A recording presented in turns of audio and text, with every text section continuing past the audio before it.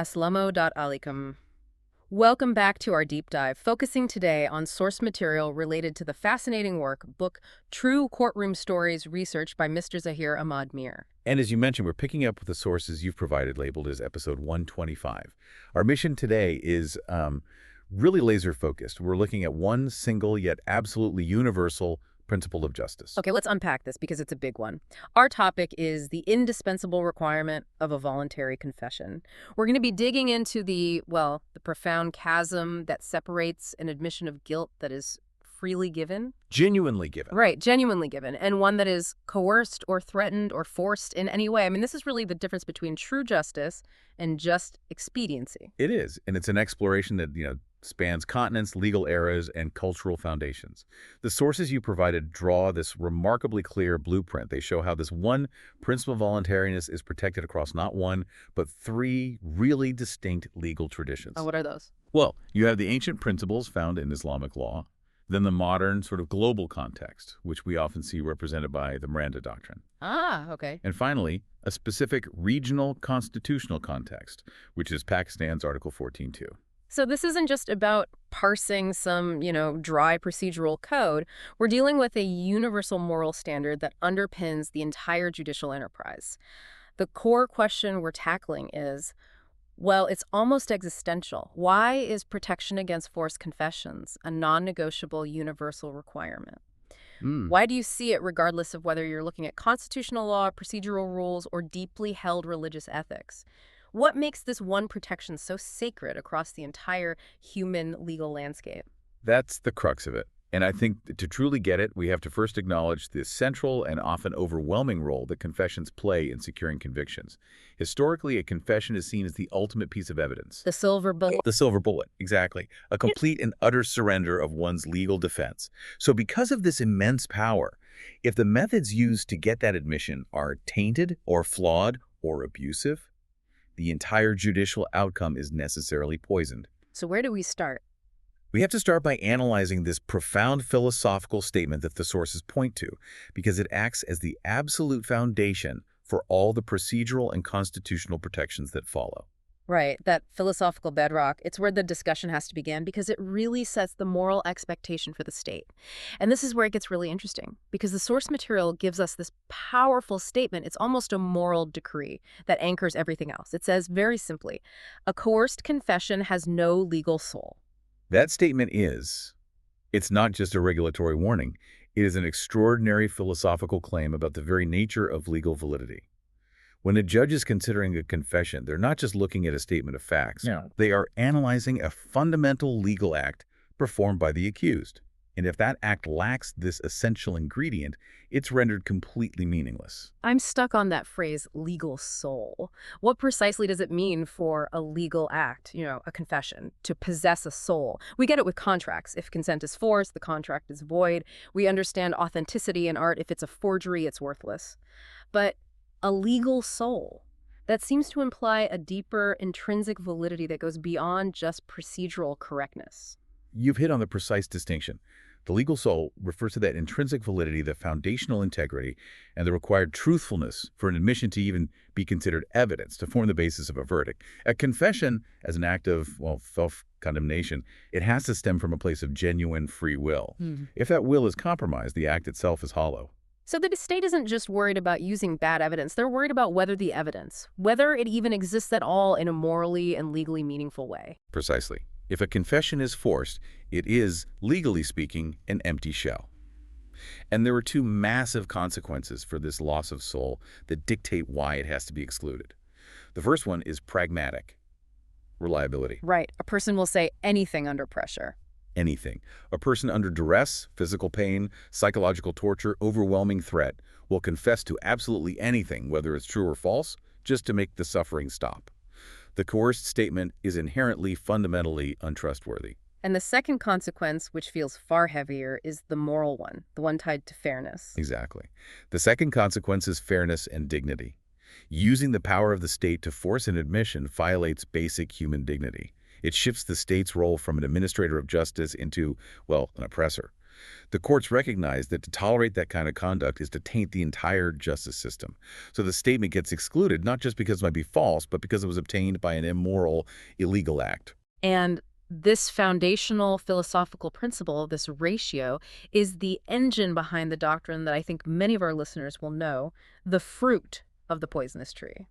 That's an excellent connection to make. The fruit of the poisonous tree doctrine is the practical mechanism by which the courts enforce this soulless confession rule.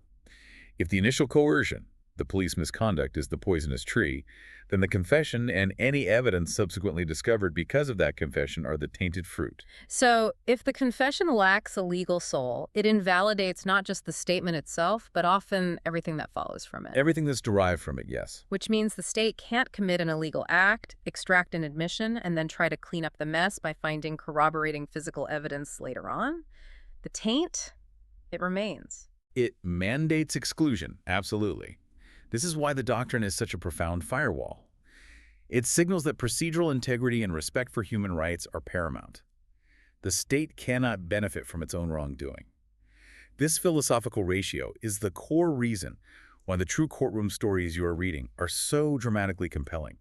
The entire trial can pivot on proving the voluntary or involuntary nature of that one single initial act. That gives the procedural rules we're about to discuss, rules that are often criticized as, technicalities, it gives them tremendous moral weight.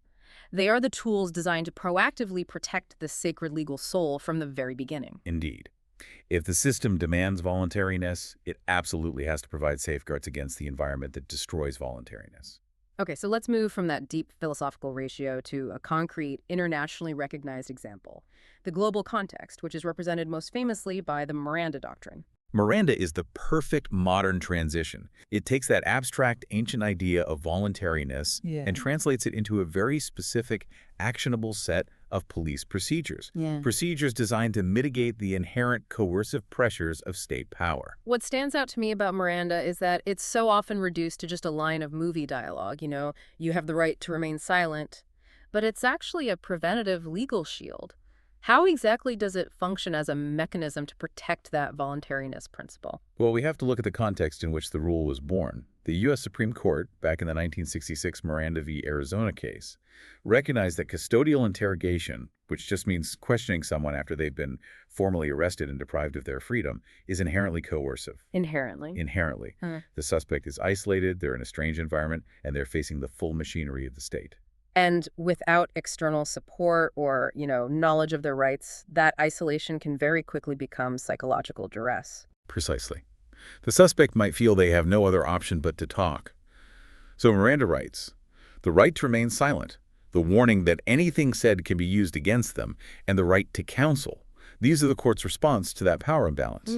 By giving the warning, the state is attempting to put the suspect on a more equal footing, to restore their freedom of choice, their will, to either speak or stay silent. It empowers them to resist that overwhelming pressure. So the warning itself acts as a buffer against the inherently coercive nature of police custody.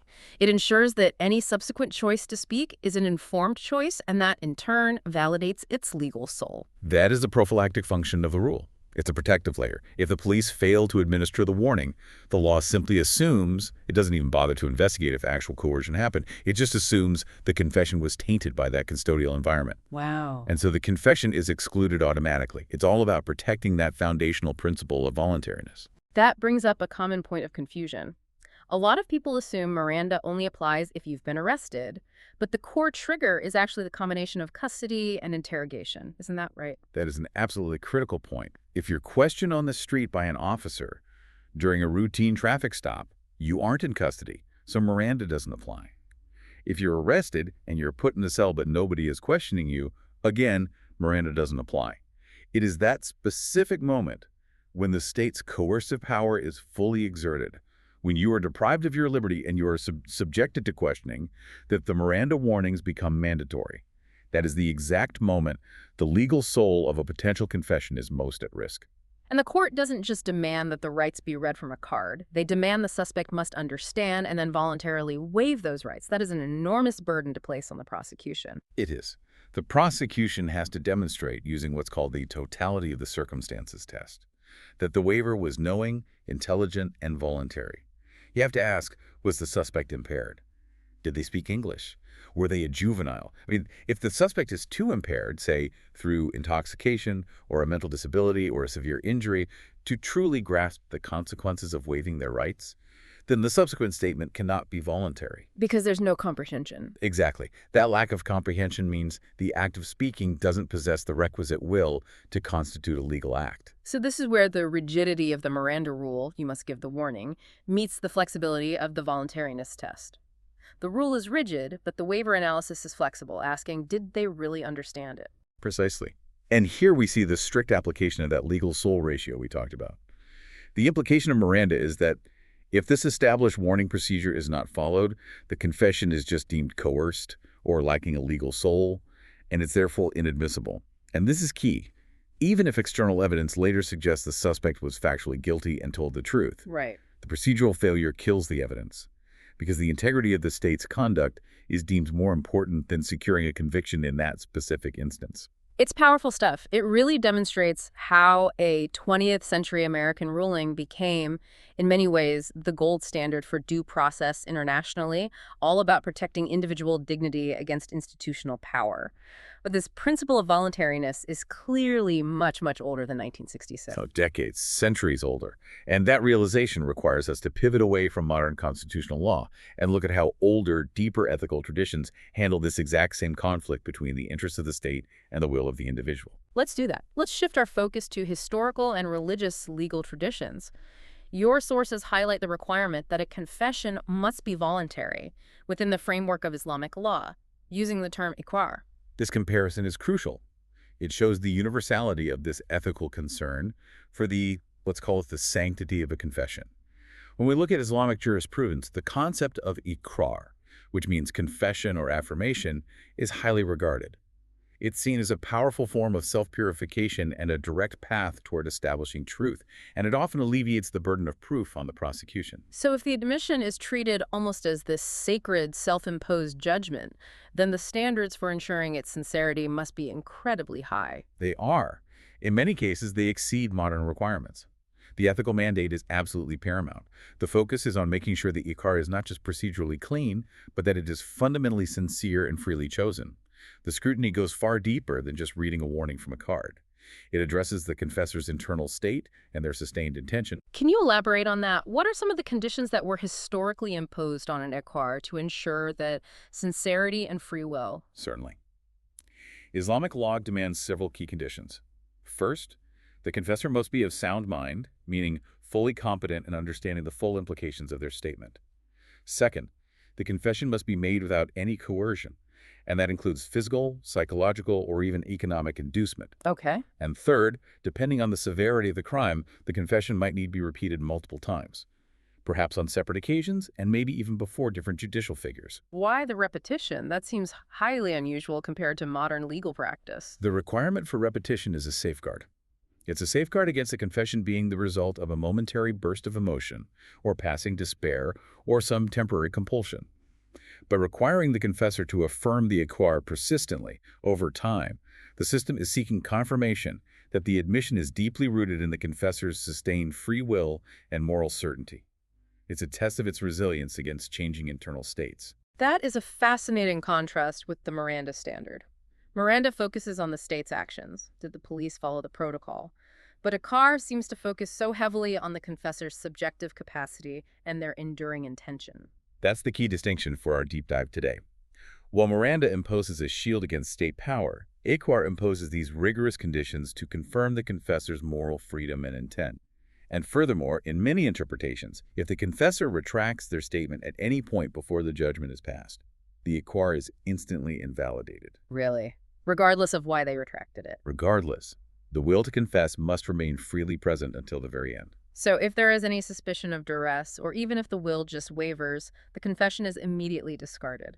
This reflects a profound ethical preference for freeing the potentially guilty rather than condemning someone whose internal state might have been compromised. It absolutely reinforces that philosophical ratio we started with. Coercion destroys the legal soul. The Islamic requirement for voluntariness is a profound ancient validation of this principle. It shows that cultures prioritizing deep personal accountability recognized centuries ago that compulsion renders the act illegitimate. In the pursuit of both spiritual and legal truth, only the freely given admission holds any weight. So we've established the philosophical mandate, and we've seen it reflected in a global procedural rule, Miranda, and in an ancient ethical tradition, Iqrar. Now let's ground our discussion in the specific modern legal framework mentioned in the source material, the national implementation found in Pakistan's Article 14.2. This section is critical. It shows how a modern nation, operating within a constitutional democracy while respecting its own cultural and historical legal underpinnings, codifies and enforces this universal principle of voluntariness. Article 14.2 is the specific manifestation of this protection against forced confessions within the legal system that is referenced directly in the True CourtRoom Stories. So what does Article 14 actually mandate in terms of protecting the individual during questioning? Article 14 is one of the foundational rights in the Constitution of Pakistan. It focuses on the fundamental dignity of the individual. Article 14.1 establishes that the dignity of man and the privacy of the home shall be inviolable. Then Article 14.2 is the enforcement arm of that dignity principle in the context of a state investigation. It explicitly states, no person shall be subjected to torture for the purpose of extracting evidence. That prohibition is incredibly strong. It elevates the protection against coerced confession beyond a simple evidentiary rule and puts it in the realm of a fundamental, non-derogable constitutional right. It is the ultimate constitutional shield. And when we connect this to the bigger picture, you can see Article 14.2 serves the same fundamental goal as Miranda and the deep ethical principles in Islamic law, ensuring that the power imbalance between the state and the individual does not result in a false, coerced, or unwilling admission of guilt. But the language used, torture, is often highly specific. Does the legal interpretation of torture in this context limit it only to physical violence, or does it extend to the psychological methods that can be used to break a person's will? That is where judicial interpretation is crucial. And thankfully, the scope has been interpreted broadly in line with international human rights standards. While physical violence is clearly covered, the courts recognize that psychological coercion, prolonged isolation, severe sleep deprivation, threats against the accused's family, or abusive questioning for extended periods.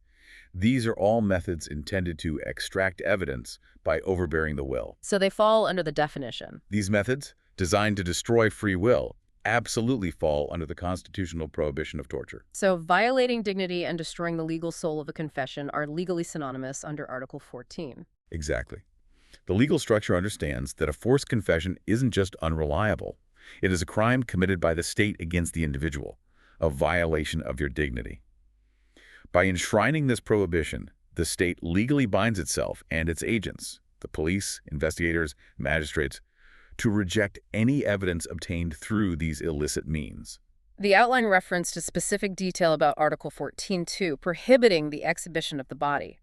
How does that specific point connect to the broader prohibition on torture and forced confession? That detail is deeply significant and often overlooked.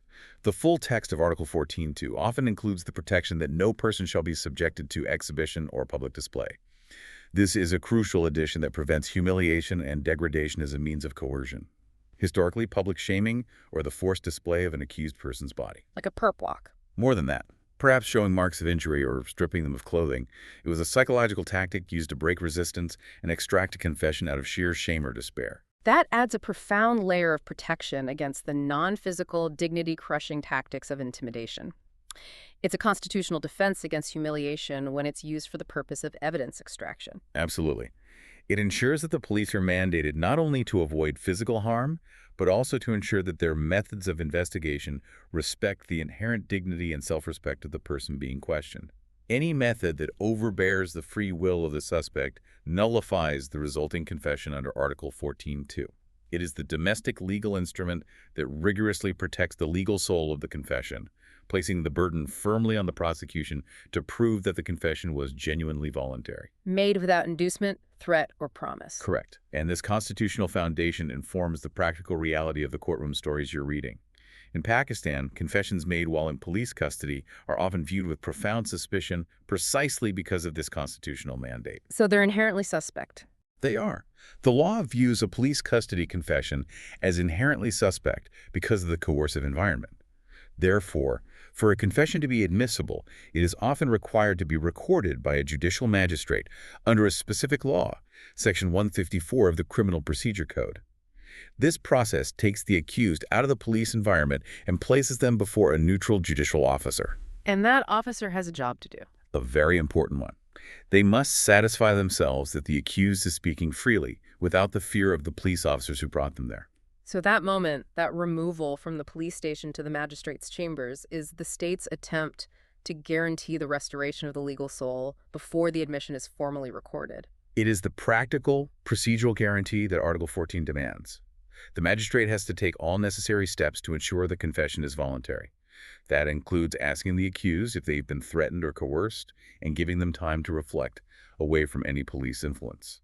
Failure to follow this rigorous procedure also results in the confession being deemed inadmissible. So, if we just look back at our journey here, we Yeah. started with a really powerful philosophical declaration that a coerced confession has no legal soul, and we found that core ratio reflected in three drastically different systems, separated by geography, by time, by legal tradition. It's that aha moment that really demonstrates the universality and timelessness of justice.